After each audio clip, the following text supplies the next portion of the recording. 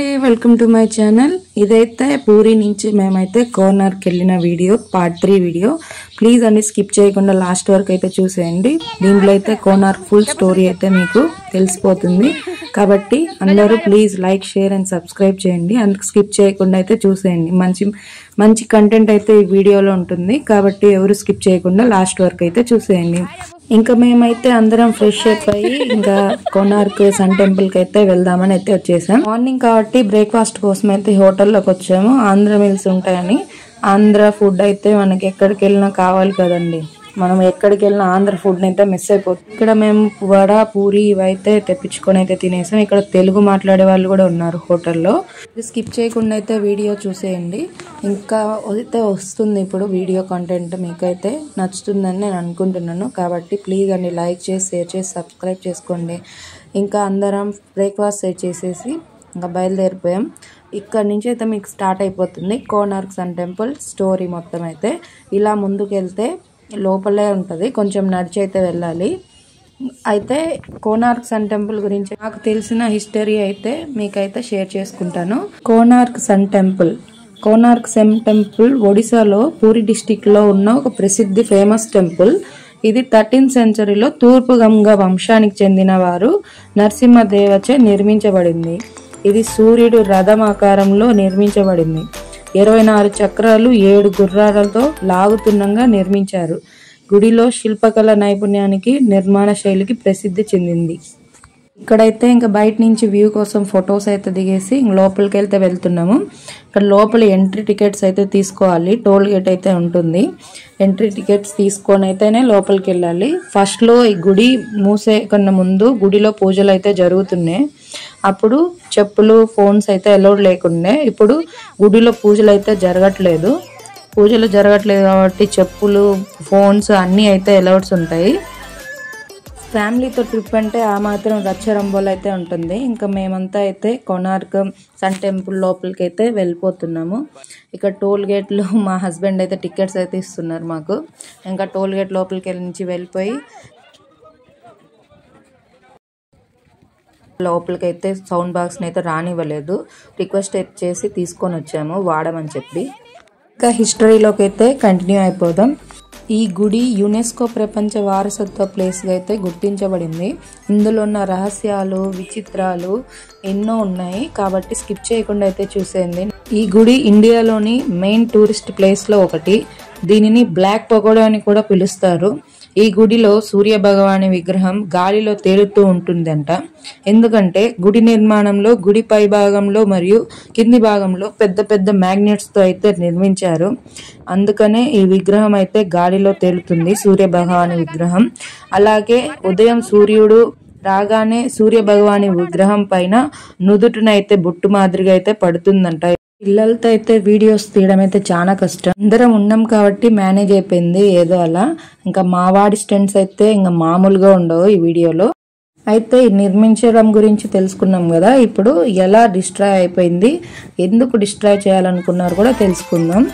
అయితే కొన్నేళ్ల తర్వాత ఈ మెయిన్ ఎంట్రన్స్ ద్వారం అయితే మూసేశారంట. ఎందుకంటే ఈ గుడిలో ఉన్న 52 టన్నుల ఆఫ్ వెయిట్ ఉన్న మ్యాగ్నెట్ అయితే ప్లేస్ చేశారు గుడి పై భాగంలో. ఆ మ్యాగ్నెట్ వాళ్ళ ఫోర్స్ వల్ల పక్కనే సముద్రంలో ఉన్న షిప్స్ అయితే పోర్చుగీస్ సైలర్ షిప్స్ అయితే నాశనం అయిపోయేటి అంట. మ్యాగ్నెట్స్ పవర్ వల్ల ఆ షిప్స్ కున్న వాటి డైరెక్షన్స్ అనేవి మారిపోయి వేటికంటే అటు గుద్దుకొని నాశనం అయితే అయిపోయేటి అంట. ఇంకా ఇక్కడ మా బాబు అయితే అసలు మేము పట్టుకోలేకపోతున్నాము, వాడి స్టంట్స్ వాడును.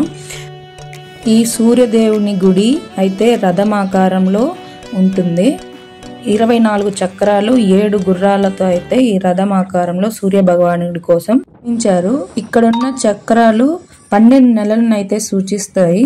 అలాగే గుర్రాలు వారంలో 7 రోజులు అయితే సూచిస్తాయి. దేవాలయం మొత్తం శిల్పంతో అలంకరించబడి ఉంటుంది. శిల్ప నైపుణ్యానికి నిర్మ శైలికి ప్రసిద్ధి చెందింది. చక్రం పైన అయితే సూర్యుని కిరణాల వల్ల టైం అయితే తెలుసుకునేవారంట. ఈ గుడిలో అయితే ఇప్పుడు పూజలు అయితే జరగట్లేదు ప్రస్తుతానికి. ఎందుకంటే ధర్మార్థ అనే వ్యక్తి తన చనిపోవడానికి కారణం ఈ గుడిని అయితే మూసేశారు. ఎందుకంటే తాను సాక్రిఫైస్ చేసుకున్నాడు. 1200 టెంపుల్ బిల్డర్స్ ని సేవ్ చేయడానికి ఆయన అయితే తను సాక్రిఫైస్ చేసుకున్నాడు, ధర్మార్థ అనే వ్యక్తి. అలాగే ఆ షిప్స్ నాశనం అవుతున్నాయని పోర్చుగీస్ సేలర్స్ అయితే గుడిలో ఉన్న విగ్రహాన్ని తొలగించాలని అయితే చెప్పారు. గుడిలో ఉన్న సూర్య భగవాని విగ్రహం మరియు ఆ మ్యాగ్నెట్స్ అయితే పోర్చుగీస్ వాళ్ళు రిమూవ్ చేసి గుడి స్ట్రక్చర్ అయితే నాశనం చేశారు.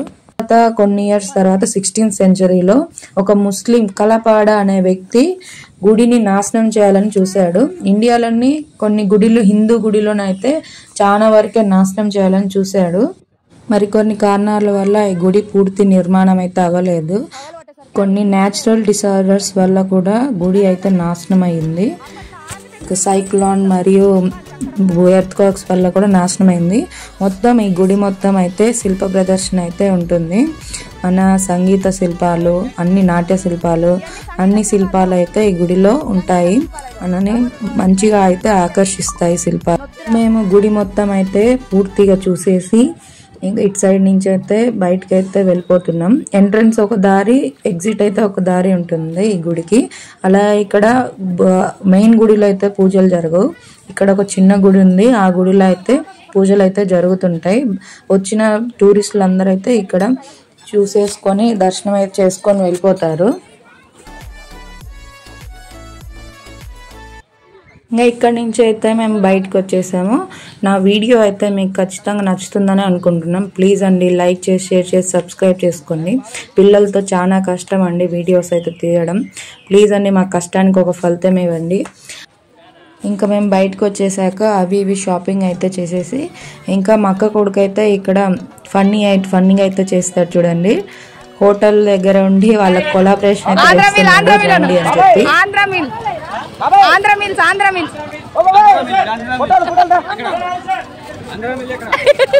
మా హస్బెండ్ అయితే పిలుస్తున్నాడు హోటల్ కి రమ్మని చెప్పి, ఆకలి అవుతుందని చెప్పి. ఇంకా మేము మంచి మంచి ఫొటోస్ అయితే దిగేసి ఈ వీడియోనైతే మీరు స్కిప్ చేయకుండా చూసినందుకు థ్యాంక్ యూ అండి.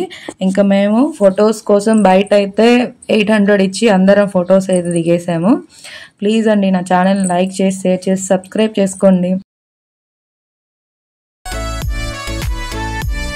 ఇక్కడ నుంచి అయితే మేము భువనేశ్వర్ అయితే వెళ్ళాము. ఆ వీడియో కోసం అయితే నెక్స్ట్ నా ఛానల్ అయితే వస్తుంది.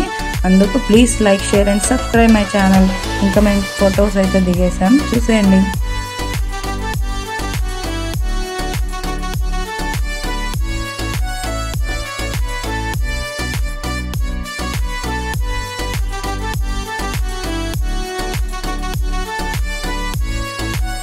Thank you for watching. Bye bye.